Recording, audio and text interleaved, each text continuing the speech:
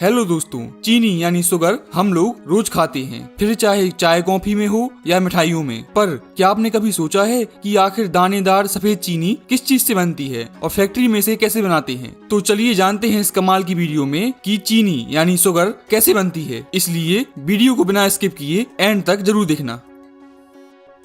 दोस्तों, चीनी बनने की शुरुआत होती है गन्नों की फसल के शुगर फैक्ट्री में पहुंचने से, क्योंकि चीनी मुख्य रूप से शुगर केन यानी गन्नों से बनती है। इसलिए ट्रक या ट्रॉली में लोड करके गन्ने फैक्ट्री में पहुंचते हैं, जहां पर उन्हें क्रेन मशीन की सहायता से अनलोड किया जाता है यानी उतारा जाता है और इसे श्रेडर मशीन में भेजते हैं। यह मशीन कुछ ही समय में गन्नों को कट करके बारीक फाइबर में बदल देता है, लेकिन यह उसका जूस नहीं निकालता है।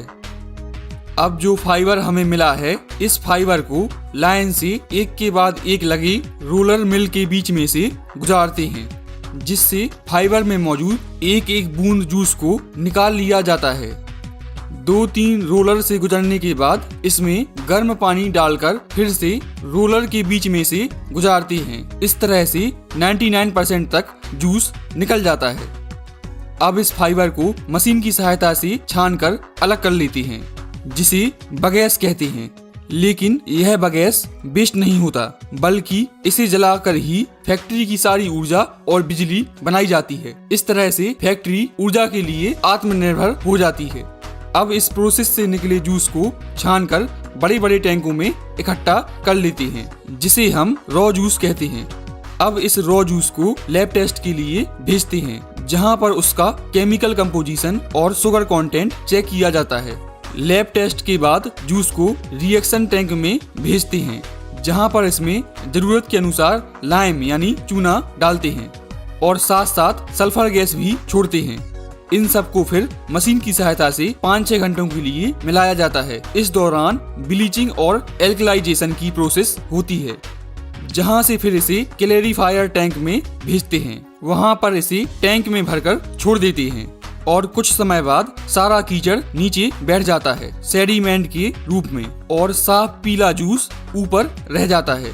अब इस साफ जूस को कचरे से अलग करके एवेपोरेटर्स में भेजते हैं। एवेपोरेटर्स में जूस को तब तक उबाला जाता है जब तक यह एक गाढ़े सिरप में ना बदल जाए।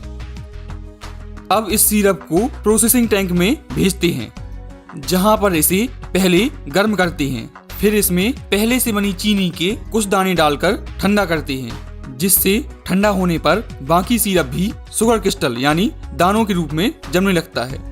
इस दौरान सैंपल लेकर इसका टेस्ट भी करते हैं, यह चेक करने के लिए कि क्रिस्टल कैसे जम रहे हैं। जब यह सिरप ठंडा हो जाता है, तब इसमें 2 तरह की चीजें होती हैं, शक्कर यानी शुगर के क्रिस्टल और मोलेसिस।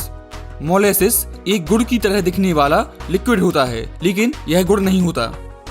अब इस सिरप को सीरीज में लाइन से लगी सेंट्रीफ्यूजिस मशीन में डालते हैं। यह मशीन 1 मिनट में 1000 से 2000 बार घूमती है। इस मशीन में एक बारीक छन्नी लगी होती है, जिससे शुगर के क्रिस्टल बाहर नहीं निकल सकते, लेकिन मोलेसिस बाहर निकल जाता है। पर इस मोलेसिस में भी कुछ शुगर के क्रिस्टल रह जाते हैं, इसलिए इस मोलेसिस को भी 2-3 बार सेंट्रीफ्यूजिस मशीन से गुजारते हैं, जिससे ज्यादातर शुगर के क्रिस्टल निकल जाएं।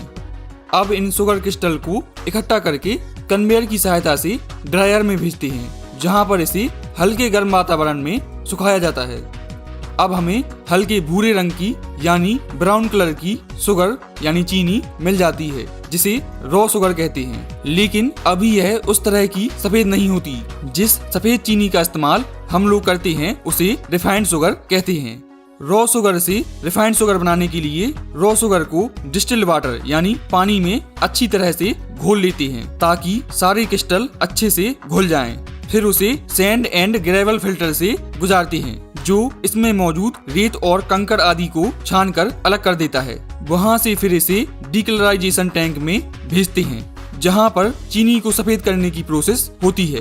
भारत में इस प्रोसेस के लिए ज्यादातर सल्फर डाइऑक्साइड गैस का इस्तेमाल होता है या फिर एक्टिवेटेड कार्बन का उपयोग करते हैं। लेकिन यूएस जैसे कई देशों में बोन चार का उपयोग करते हैं, जो कि पशुओं की हड्डियों से बनता है। इसलिए भारत में मिलने वाली ज्यादातर शुगर डबल सल्फेटेशन मेथड के द्वारा साफ की जाती है, जो कि एक सस्ता और शाकाहारी तरीका है चीनी को सफेद करने का। पर इस वजह से कुछ सल्फर चीनी में रह जाती है, जो स्वास्थ्य के लिए नुकसानदायक होती है।